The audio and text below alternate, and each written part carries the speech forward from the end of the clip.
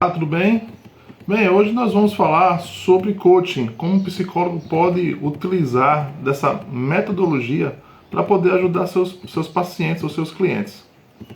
Então, a gente vê aqui, principalmente no Brasil, que existe muitos profissionais que utilizam do método coaching, que são coaches, mas que acabam sendo mal vistos e mal interpretados porque acabam fazendo práticas que são questionáveis, são pseudocientíficas, não levam em consideração aspectos individuais do ser humano, focam muito mais no conquistar, bater metas a qualquer preço, sacrificando as outras dimensões da vida, como se o símbolo do sucesso fosse unicamente ter dinheiro, o sucesso profissional, se destacar, conseguir coisas.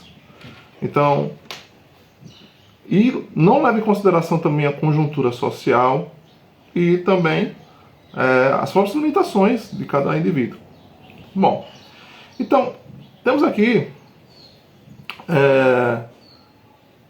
um preconceito que se generaliza até para o profissional de psicologia achar que ele não pode desempenhar esse tipo de método, esse trabalho. Então, uma coisa é a gente questionar o condutor do processo, que é o coach, feito por pessoas que não têm uma qualificação necessária, que utilizam práticas questionáveis. Agora, a outra coisa é questionar a existência desse serviço, que é o coaching ou treinamento.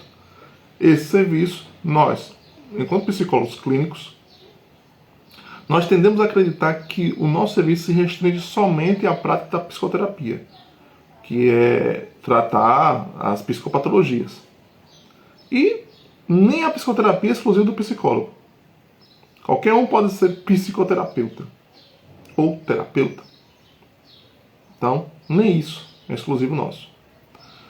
E aí, a gente vai abandonar também, já que existem psicoterapeutas holísticos e tudo mais, então não vou fazer psicoterapia porque estão usando esse termo indevidamente ou fazendo do jeito que eles querem, e aí pode confundir. Então psicoterapia é isso?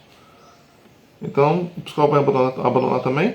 Ou ele vai se apropriar, mostrar para a população que a psicoterapia com psicólogo é mais seguro, mais confiável, mais ético. Da mesma forma, o psicólogo também pode se apropriar do termo coaching. Fazer coaching com o psicólogo lhe traz mais segurança, não garantias, mas mais segurança ética, mais segurança das técnicas, na análise do comportamento, de que tal metodologia, tal trabalho tende a dar certo. Sempre dará? Quer dizer que o psicólogo é sempre superior? Nem sempre, não quero dizer isso. Mas da mesma forma que você vai para um médico e não para um curandeiro, qual o critério? O médico estudou, passou mais de 5 anos na faculdade, estuda sobre isso. Tem um conselho que o rege eticamente. E o curandeiro? Nada. Vai do conhecimento dele, da cabeça dele, do que ele leu. É possível que o curandeiro resolva o que o médico não resolveu? Claro que é possível. Mas a quem você apostaria suas fichas? Então essa é a questão que a gente coloca aqui. Então o cliente ele vai estar na mão de um profissional que ele não sabe qual é a formação dele, não é regido por código de ética algum, então ele fica mais inseguro quanto àquilo. Deve ser que a psicoterapia é melhor com os psicólogos, do mesmo jeito que o serviço de coaching que você eventualmente ficou com alguns tipos de estereótipo preconceituoso, né? E a gente vê aí, por quê? Porque os próprios coaches fazem isso. Eu acho que os coaches levados a sério, como dizem alguns, né? Coaches, eu conheço alguns assim. Coaches que levam a profissão a sério deveriam se levantar contra aqueles que fazem mau uso desse termo. Tá? Então, esse estereótipo preconceituoso faz com que os psicólogos, então, nem saibam que esse serviço existe. Abandona, nem sabe. E aí o que acontece? Chega uma demanda para ele, que não é para psicoterapia, Mas é um serviço que ele entende que o cara não tem nenhuma patologia. É mais uma questão de metas. Ele quer se desenvolver profissional, pessoalmente, ter habilidades sociais, enfim. Existe alguma meta ali. Quer emagrecer, quer praticar mais exercício, enfim. Estudar melhor. Bom, então, isso é mais um serviço de treinamento. Aí o que o psicólogo vai fazer? Não vai atender? Vai encaminhar? Não, bicho, então procura aí um coach. Não. O coach não é um serviço inferior. São serviços diferentes, para necessidades e objetivos diferentes. Então o psicólogo clínico ele restringe de ajudar as pessoas e de ter ganhos financeiros, porque desenvolveu um preconceito, porque de fato você vê muitas pessoas que são ditos coaches, que não têm competência, qualificação, regulamentação da prática, norte ético, que usam mais de falácias para engabelar as pessoas, usam mais até vou aqui cobrar caro, porque a pessoa vai entender que se esse produto é caro é porque tem alto valor, e qualquer coisa que eu solto aqui tá de boa, o cara vai entender, mas o cara é bom, o cara tô pagando caro para isso. E ganha na lábia porque ele sabe convencer. Tem técnica para isso. Você lê Arthur Schopenhauer, Como Vencer o Debate Sem Ter Razão, As 48 Leis do Poder, por aí vai. Estratégias de manipulação. Bom, então, já que qualquer um faz um curso de fim de semana, pode prestar esse serviço, porque o psicólogo não pode prestar um serviço melhor e ser esse o profissional que é buscado para ser coach. Gente, eu já fiz curso de coach, tá? Fiz com alguém que eu achei que é ético, considero ético.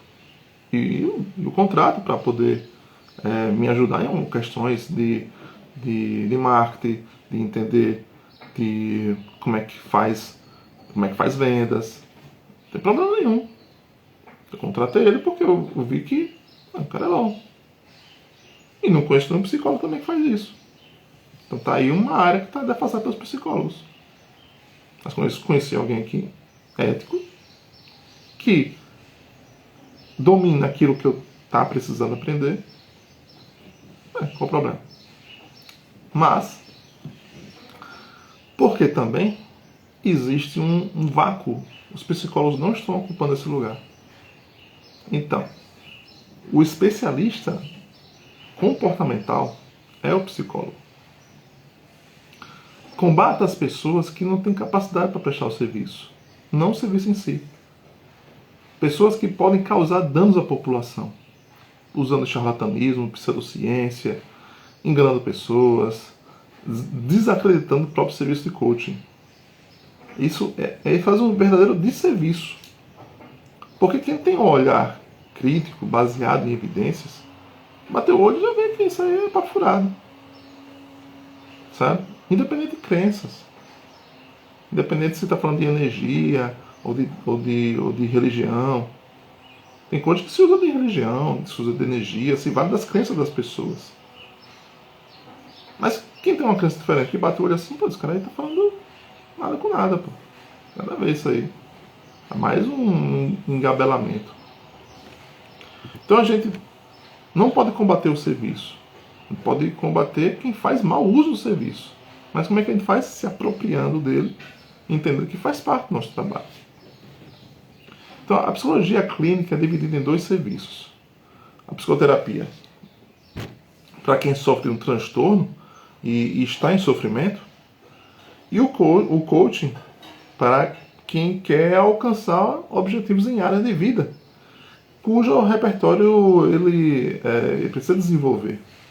Então os psicólogos têm que formar essa área nele, tem que entender esse tipo de serviço para oferecer. Então, mas o coaching virou um termo que se banalizou, mas na verdade é um processo em etapas para alcançar uma meta. E nós buscamos profissionais que têm domínio na área em questão e que nos ajudem nisso. Então, por exemplo, se não temos capacidade de consultoria financeira, não seremos coach financeiro, não é? Então, vou buscar quem? Eu posso buscar um coach financeiro, mas eu posso me atentar, peraí, eu vou buscar alguém que tem uma formação em educação, em finanças, em negócios, em economia. Se eu conhecer alguém formado em economia e que oferece tipo de serviço de coach, como eu conheço, mais confiável ainda, na verdade.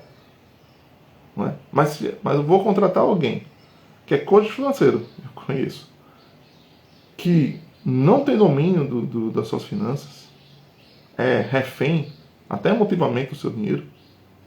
Então não faz muito sentido contratar. Então entenda que existe uma filtragem. Tem coach nutricional também, formado em quê? Coisa alguma. Ah, é da minha cabeça, porque eu fiz em mim, dá certo, tem muitos alunos que dá certo. Eventualmente vai dar certo, você está sendo acompanhado ali, você está motivado, você está pagando. Então alguma coisa você vai acertar. Porque eu estou em déficit calórico, então a priori bastaria. Mas, não é melhor contratar um nutricionista? Tem mais chance de dar certo, né? Essa é a questão. Então a gente busca profissionais que tenham um domínio na área em questão que nos ajudem nisso.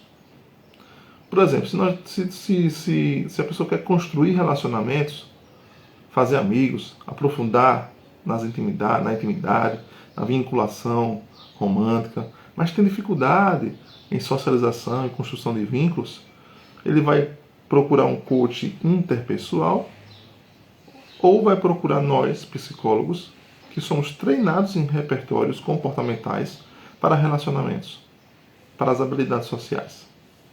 Então, a pessoa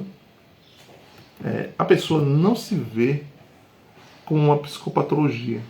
Não tem doença mesmo, não precisa ter. Tá? Não tem critérios de quadro clínico. Nem é deficitário em habilidades sociais. Mas ele sente que falta algo e não sabe especificar. Ele não quer processo terapêutico longo, ele não quer ficar revisitando o passado, ele quer ser mais competente em ter relações sociais fluidas. Ele tem dificuldade a fazer apresentações em público, ele tem déficit em habilidades de oratória. Aí ele procura um coach que não é psicólogo, porque os psicólogos não oferecem serviço. Então é isso que os psicólogos precisam entender. Esse serviço faz parte do nossa caixa de ferramentas. O serviço de coach pode oferecer o pacote de treinamento ou não ter uma previsão, como uma psicoterapia, só que mais curto, focado num objetivo. Aí os valores podem ser iguais ou diferentes, enfim. Então a psicoterapia demora mais, pois trata transtorno psicopatológico, então a tendência é que demore mais mesmo. Né?